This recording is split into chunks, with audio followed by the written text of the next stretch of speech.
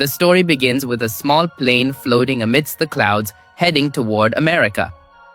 Inside the cabin, a passenger looks out the window. The view below has completely changed. Panicked, he stops the flight attendant and asks, "Excuse me, why are we deviating from our scheduled route?" The attendant forces a faint smile onto her face and replies, "There is nothing to worry about, sir.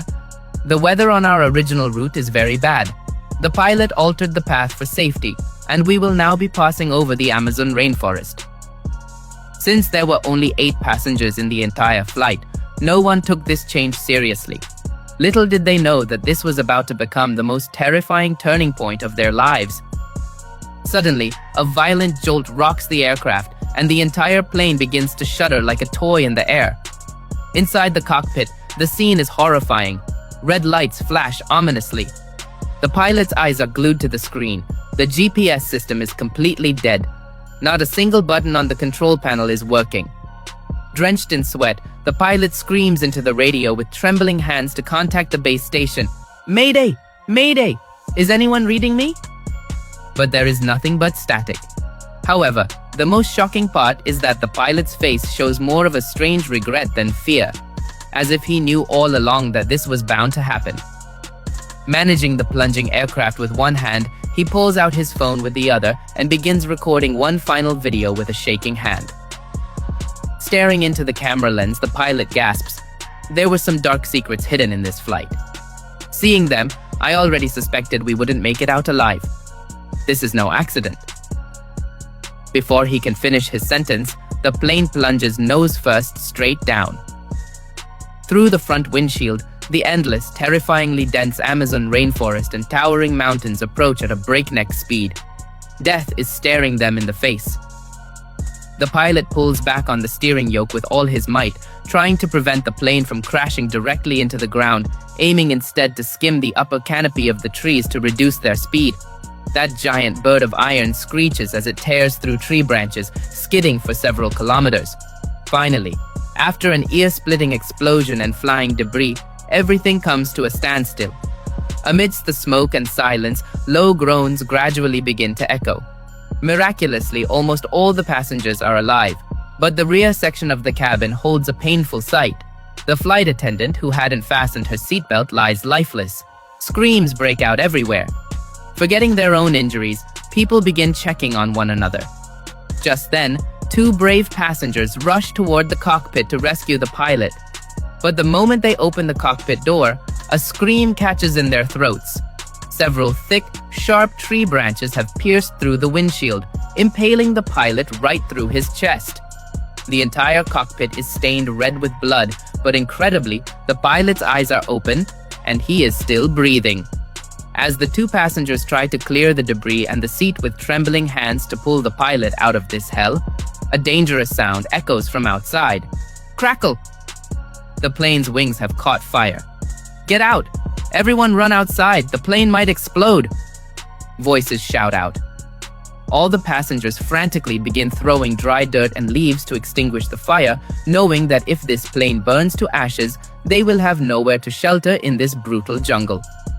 After hours of struggle, the fire is finally put out, but the real horror begins now. As the 8 survivors sit together in a circle, the silence begins to haunt them. Every single phone screen displays the exact same thing: no service. This part of the Amazon is hundreds of miles away from human civilization, a place inhabited by fierce tribes and wild predators. Hoping for help without a satellite phone is nothing but self-deception. They are now trapped in nature's most cruel labyrinth. Looking at the dense, suffocating jungle, it was clear that trying to escape on foot was like walking straight into the jaws of death. But the biggest and most terrifying truth was that the outside world had absolutely no inkling that their plane had crashed. In other words, no rescue team was coming to look for them. Amidst this terror, a passenger named Jack steps forward. He senses that if people panic, they will end up fighting and killing each other. In a heavy, commanding voice, Jack says, "If we want to stay alive, we need to become a team. We need to know each other." Beginning his introduction, he says, "I am Jack, an insurance investigator. My job is to catch people's lies and fraud. I was returning to America after solving a case. Jack's sharp eyes scan everyone, as if he is trying to catch a lie on someone's face right at that very moment. Just then, a serious-looking man standing nearby steps forward. My name is Kevin. I used to be a doctor, but now I run a medical equipment business. Kevin immediately drops to his knees to check the pulse of the pilot, who is writhing in pain inside the cockpit. The beam of his flashlight falls on the pilot's throat. Kevin says gravely, his vocal cords are completely damaged. He cannot utter a single word even if he wants to. Hearing this, everyone is stunned. This pilot was their only ticket out of this green prison because only he knew where they were on the map. Keeping the pilot alive at all costs has now become an absolute necessity for everyone. The introductions continue and the layers of mystery begin to unfold. The third passenger, Christy, a social media travel blogger, says she loves exploring the world. But the moment Jack probes into her background, she abruptly goes silent and turns her face away. Her past hid a deep secret. Next in line is Carlos, a massive, muscular wrestler from Mexico who was traveling to America for a championship match. After him, a terrified young couple introduced themselves as Danny and Amy, who were newly married and had boarded this flight with beautiful dreams of their honeymoon. Finally, a middle-aged couple, David and Lisa, introduced themselves.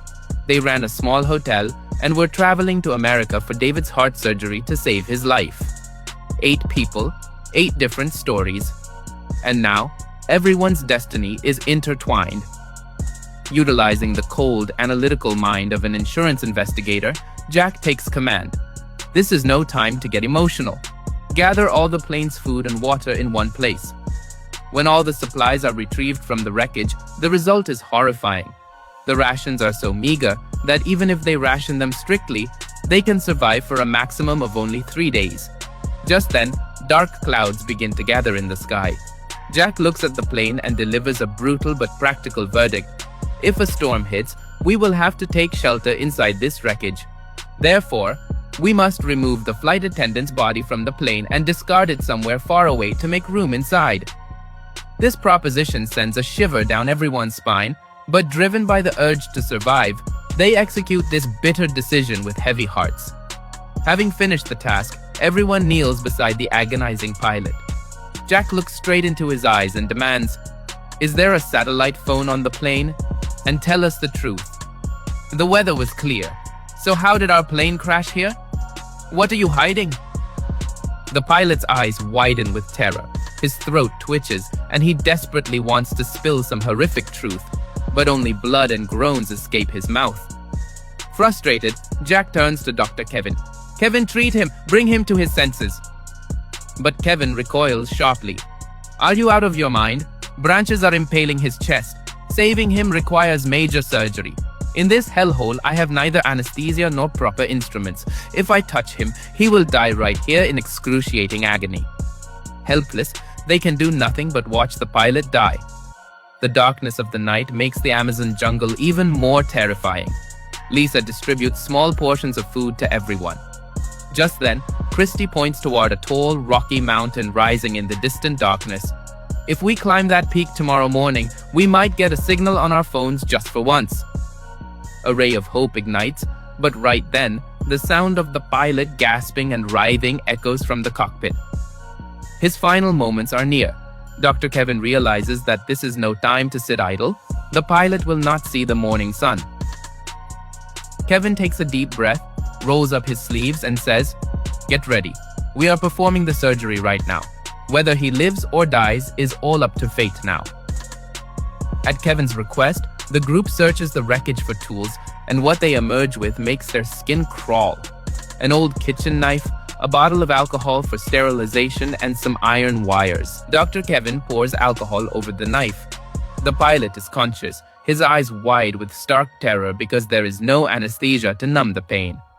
Kevin raises the knife, and as he makes the incision, a bone-chilling scream from the pilot rips through the silence of the Amazon. A horrific scream of pain rips through the silence. The pilot's entire body writhes in agony, but luck is on their side. The surgery turns out to be far more successful than expected. When Dr. Kevin emerges, Relief is written all over his face. He says, if the pilot rests through the night, he should be in a condition to speak by morning.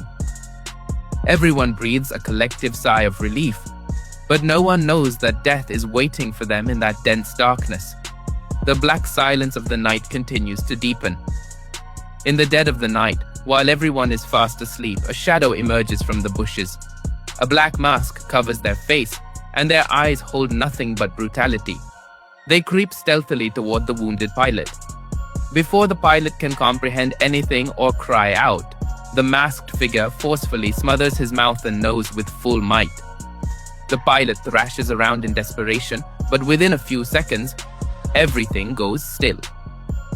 The next morning, when the survivors open their eyes, they are greeted not by relief, but by a horrifying sight.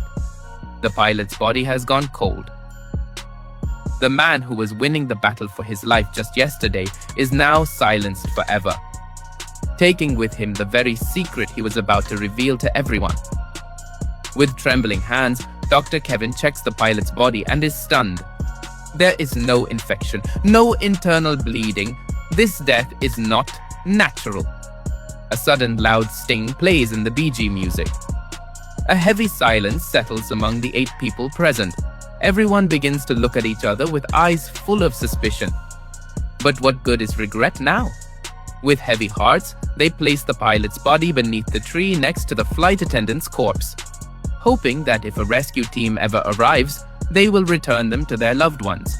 However, in all this chaos, no one notices that the pilot's phone has slipped out of his pocket and fallen to the ground, except for Danny. Danny swiftly conceals the phone. When his fiancée Amy catches him doing this, Danny covers her mouth with his hand and whispers, "Keep quiet, Amy. In this jungle, I don't trust anyone but myself anymore." The mystery deepens further when Danny sneaks back to the corpses. He looks around, takes a deep breath, pulls a knife from his pocket, and severs the dead pilot's finger. He needs it to unlock the phone using the fingerprint scanner. Meanwhile, behind the bushes, David and Lisa are whispering. Lisa, who is a former nurse, looks pale with fear. Gripping David's hand, she says, "David, the pilot was suffocated to death. I have seen patients asphyxiate in the hospital. Their faces turn exactly this shade of dark. Someone stole his breath. And that killer is one of the 8 of us."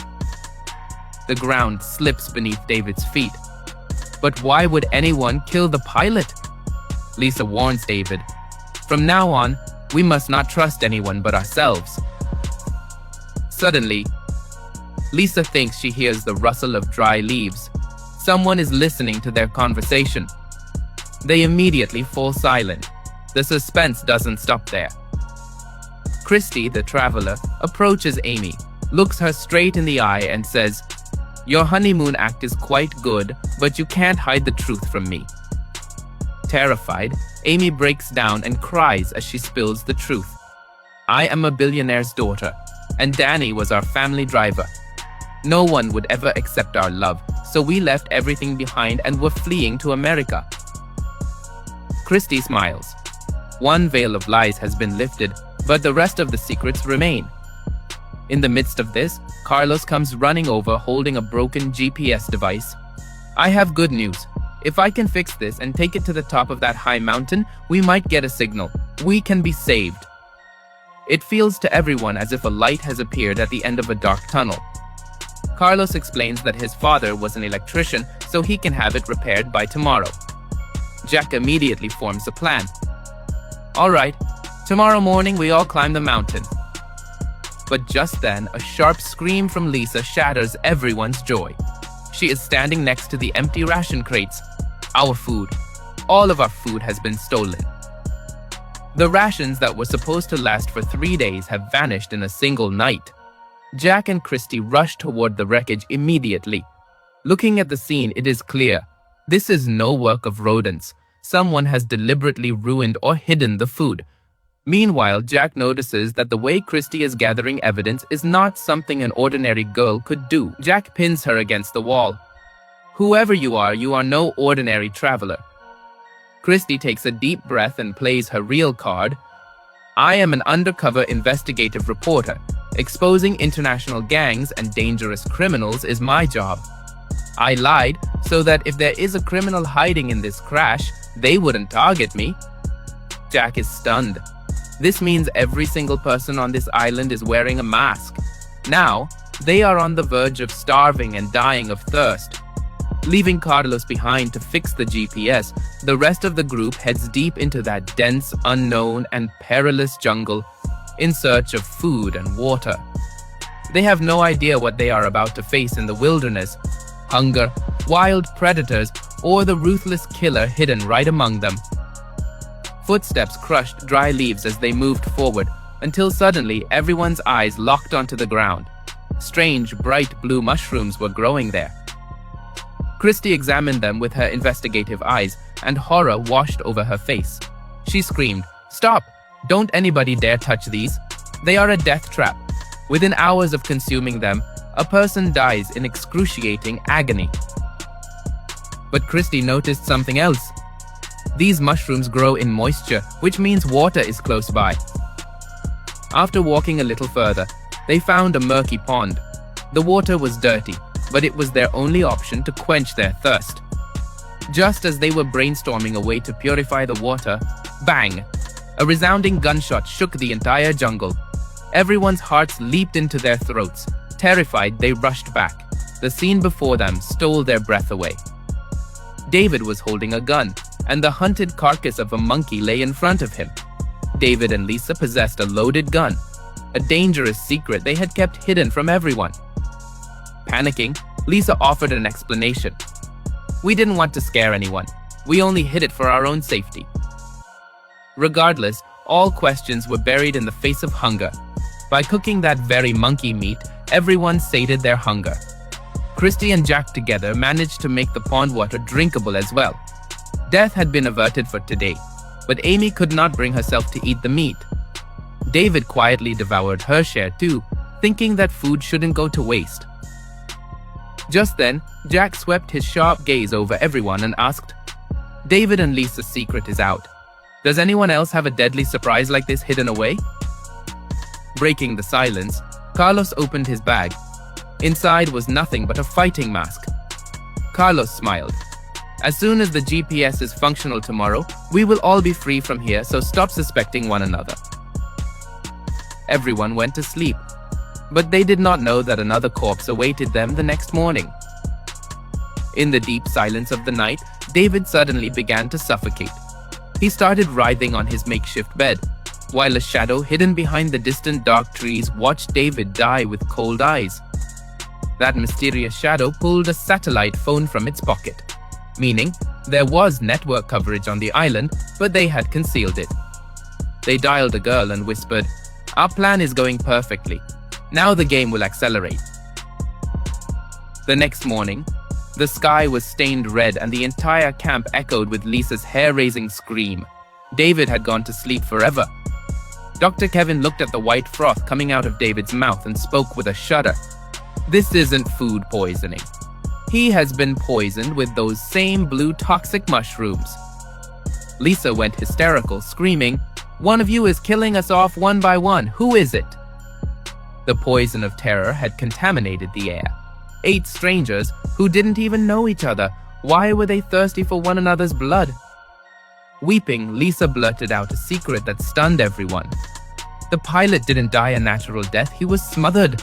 I told David about this, and I felt like someone was eavesdropping on us. David was close to the truth, which is why he was eliminated." Just then, Jack's mind raced. He said, "Wait, David ate Amy's food last night. That means the poison was in Amy's food. The killer didn't want to murder David, they wanted to kill Amy." Now everyone began running away from each other to save their own lives. Just then, in private, Danny showed Amy the pilot's phone that he had hidden. They pressed the play button. The pilot's injured face appeared on the screen, his voice trembling. The plane crash wasn't an accident. It was intentionally brought down. There is a massive secret hidden on this flight. As soon as the video ended, Amy and Danny revealed this truth to everyone. It was now crystal clear that they had become part of a horrifying conspiracy. Suddenly, Carlos shouted, "The GPS device is fixed. We just need to take it to the mountain peak and activate it. But now no one was willing to trust anyone else. If the killer was among them, they would never allow the rescue team to be called. It was decided that Jack would guard the camp below, while Carlos, Dr. Kevin, and Christy would ascend the mountain. 3 people, so that if one turned out to be the killer, the other 2 could team up to overpower them. During the climb, Carlos was casually chewing bubblegum. Christy's eyes suddenly fell upon a discarded gum wrapper on the ground. Her feet froze right there. It was the exact same wrapper that was inside the stolen ration crates. This meant the food hadn't been stolen by anyone else. Carlos was the thief. Christy's heart began to pound violently. Is Carlos the ruthless killer? Without uttering a word, she carefully snatched the GPS device from Carlos's hand and secured it herself so that he couldn't destroy it. Amidst the suspense and sheer exhaustion, after hours of a deadly climb, they finally reached the mountain peak. Cold winds were howling, and a deep, terrifying abyss lay below. Christy stepped forward to set up the device when suddenly, her foot landed on a loose rock and she slipped. Ah!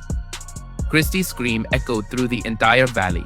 She was dangling right off the sharp edge of the mountain.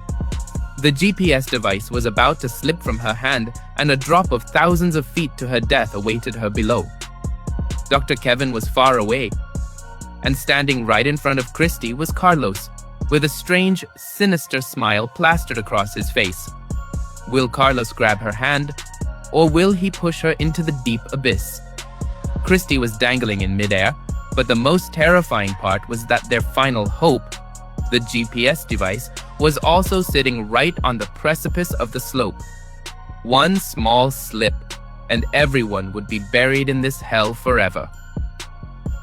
Disregarding her own life, Christy swung her arm through the air and snatched the GPS. On the other side, Carlos and Dr. Kevin grabbed Christy's hand with all their might. Their veins were bursting and their feet were slipping, but together, the 2 of them hauled Christy and the device back up. This horrific incident melted some of the ice of mistrust among the 3 of them. Christy thought, if one of them were the killer, he could have easily let me die, but they saved my life. Finally, with trembling hands, Carlos installed the device. Kevin pulled out his phone. There was no network on the screen. Everything now depended on this machine. Carlos pressed the button and a green light flared up. He shouted, "It's activated. In a few hours, the signal will reach the world." Amidst the crimson glow of the setting sun, they rushed back down toward the camp with a newfound hope. Down at the camp, the atmosphere had turned into an absolute madhouse. Fear had driven everyone to the brink. The gun was trembling in Lisa's hands as she aimed it at Jack and screamed, "Stay away from me! Any of you could be my husband's killer." On the other hand, Danny's temper was through the roof. Twisting Amy's hand, he said in a violent tone, "From now on, you won't talk to anyone. Whatever I say goes." But there was no love left in Amy's eyes, only terror. She yanked her hand away from Danny. She had realized that in the blindness of love, she had made the biggest mistake of her life by running away with her driver. What did she even know about Danny's past? Danny went mad with rage. "If it weren't for me, Amy, you would be a corpse by now." Amy had never seen this monstrous side of Danny before. The 4 strangers were glaring at each other, looking as if anyone could slit anyone's throat at any moment. Just then, the 3 returned from the mountain and delivered the news. "The GPS is on. A rescue team will be here by tomorrow morning." That night, the 7 survivors ate their final meal in a profound, heavy silence. Everyone had just one goal: to somehow stay alive until morning. In the dead of the night, while the entire camp slept, Carlos was throwing punches into the air alone in the darkness. He was practicing his fighting moves. He was so blinded by his dreams that even on this island of death, he was worried about his diet, and that was the sole reason he had stolen the food. Suddenly, the sound of dry twigs snapping echoed through the dense darkness. Carlos stopped. Someone was standing in front of him, a shadow clad in black clothes. But the most frightening part? That shadow was wearing Carlos's own sinister fighting mask over their face. Before Carlos could comprehend what was happening, the masked figure moved forward with lightning speed and drove the entire knife deep into Carlos's stomach. Darkness clouded Carlos's eyes. A fountain of blood erupted from his mouth, and within a few seconds, his corpse collapsed to the ground. The next morning, the sun rose, but Carlos was missing. Jack said, "We should split up and look for him." But Dr. Kevin interrupted in a cold tone. "If the GPS was working, why hasn't a rescue team arrived yet?" Those innocents were unaware of the bitter truth that in the darkness of the night, that very masked figure had ruthlessly cut the main wire of the GPS. No signal had ever gone out. While searching for Carlos, Kevin and Christy headed toward the mountain. Suddenly, Christy stopped. Dozens of black vultures and birds were circling above a single spot in the sky. Christy's heart sank. "Kevin, there is something over there." Leaving the mountain path, they rushed in that direction. The moment they pushed the bushes aside, screams escaped both their mouths. Carlos's corpse lay trapped between the rocks, his eyes wide open with stark terror. Panting heavily, they ran back to the camp and gasped, "Carlos has been murdered!" Everyone's suspicion immediately shifted to Danny and Amy because Carlos had slept closest to them last night. The game had now turned lethal. The air was thick with tension. Just then, Lisa emptied her pockets while weeping. "Someone stole all the bullets from my gun last night. I only have this one last bullet left that was in my pocket." This meant the killer now possessed bullets as well. Meanwhile, Dr. Kevin dropped another bombshell. "When I treated Danny, I saw a specific tattoo on his back. Only henchmen of dangerous international gangs get such tattoos. Amy, your lover is a criminal." Everyone surrounded Danny. Danny yelled, "No, I was sent to prison on a false charge, and the gang members forcibly branded this mark onto my body there. I am not a criminal." Then, looking at Amy with tears in his eyes, he said, "Yes, initially I came after your money, but now I truly love you, Amy. I won't let anything happen to you." While this argument was still ongoing, the sky suddenly turned pitch black. A ferocious storm and torrential rain enveloped the entire jungle. To save their lives, the 7 survivors ran and scrambled inside the wreckage of the aircraft. Lightning cracked and the storm shook the debris. And then, suddenly, with a loud, tearing crunch, a massive section of the plane's ceiling collapsed. And right behind that broken ceiling, they finally saw the horrifying object that was the real reason behind this entire massacre. Several heavy black bags crashed straight down from the broken ceiling of the airplane. The corner of one bag had torn open. As Jack stepped forward and cleared away the debris, everyone's throats went completely dry. Packed tightly inside the bags were hundreds of packets filled with white powder. The silence of the jungle had now transformed into a horrifying truth. This was no ordinary luggage, but pure drugs worth millions of dollars. Slowly, the pieces of this bloody puzzle began to come together. This airline was running an international drug cartel under the guise of carrying innocent passengers. Perhaps that was why its tickets were so cheap. Danny, whose past had wound through similarly notorious streets, turned pale. He muttered, "This is no small-time business. It's a massive drug operation. Someone found out about this secret, which is why this entire plane was intentionally crashed into this deadly jungle." But the biggest question still hung in the air. If the killer's only motive was these drugs, why were they hunting down humans one by one? Ami's mind went numb with this new revelation of terror. She screamed, "That killer won't leave us alive!" and ran frantically out of the plane into the dense jungle. Danny ran after her, shouting, "Stop, Ami!"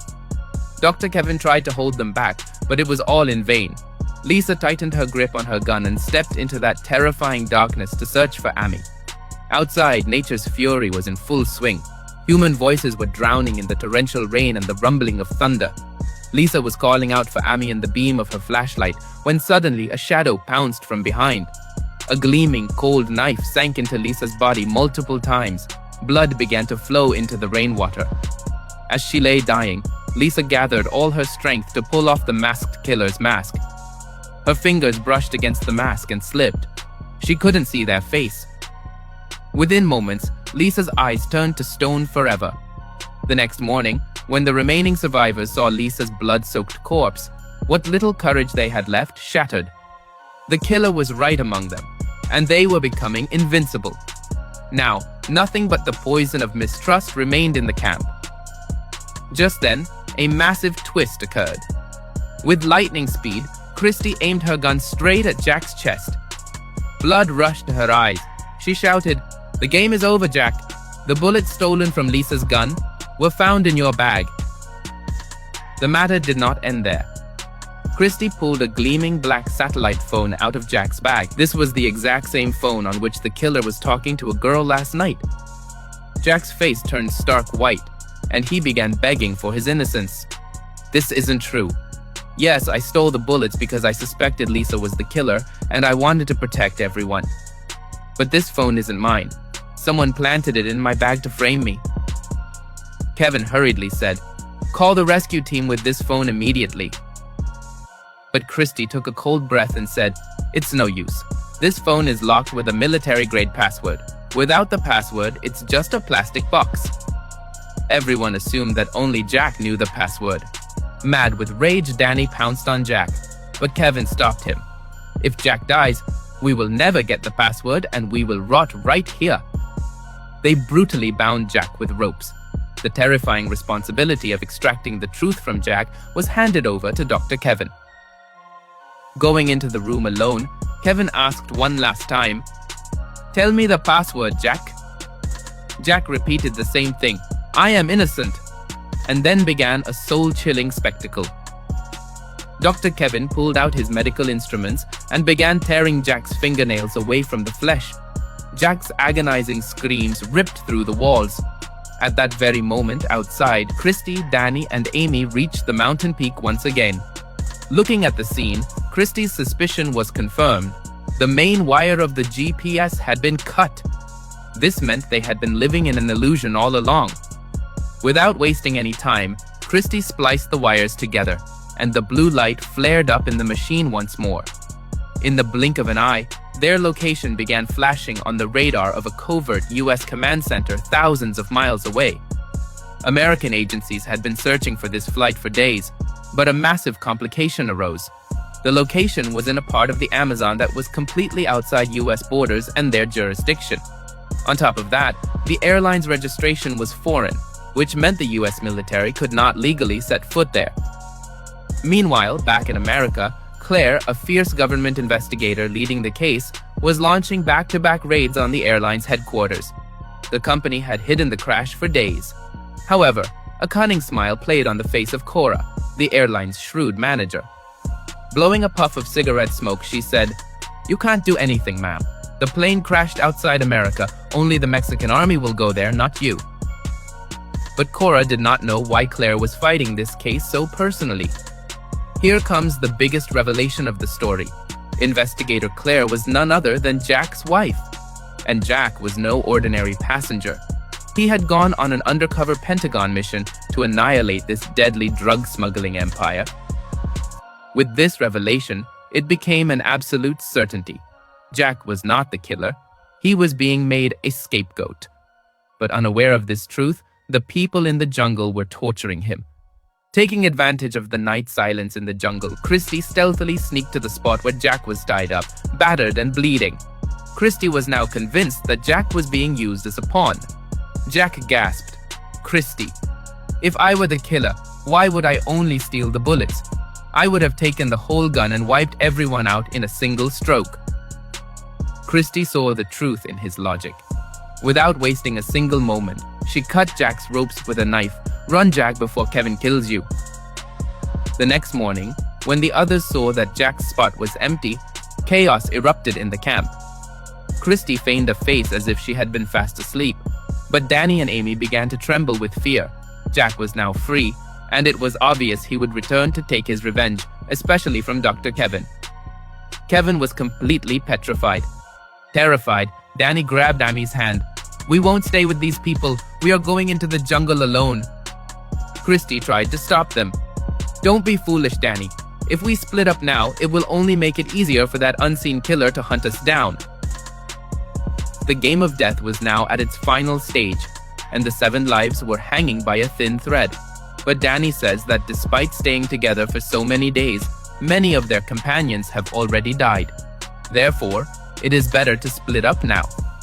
Meanwhile, Jack also starts looking for a safe place far away from the camp to live alone, because now everyone except Christy considers him a killer. In the meantime, Danny reassures Amy that he won't let anything happen to her. He says that the GPS device is now active and the rescue team will arrive there soon. And that is exactly what happens. The Mexican army finally gets their signal. Now, an army team heads toward the Amazon jungle in a helicopter. On the other hand, Danny and Amy were sitting together in the jungle while the others had gone off in different directions. Suddenly, the sound of multiple gunshots echoes throughout the forest. Hearing this sound, everyone else runs back toward the camp at full speed. But when they arrive, they are completely shocked. Danny and Amy were both lying on the ground. Someone had shot them from behind and murdered them. Now, only 3 people were left alive in the jungle: Christy, Dr. Kevin, and Jack. All 3 start looking at each other with eyes full of suspicion, because it was now crystal clear that the real killer is one of these 3. The very person who killed everyone one by one from the beginning. Meanwhile, the army helicopter was gradually moving closer to that exact location. In the upcoming story, even bigger twists will unfold, revealing who the real killer is and who the ultimate mastermind was behind this entire plane crash. We will see the rest of the story in the next part.